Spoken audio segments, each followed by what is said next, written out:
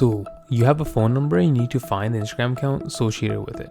If you just search the number, nothing happens. That's because you're missing one hidden step in the settings.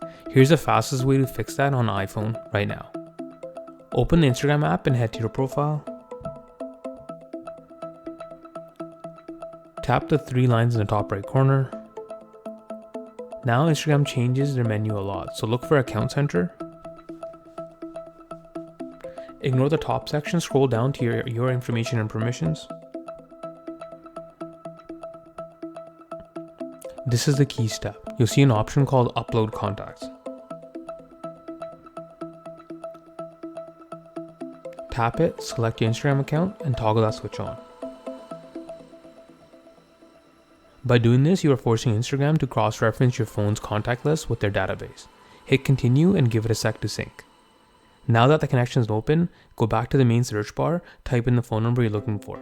Because you synced your contacts, if that number is attached to an account, it should pop right up in the Accounts tab.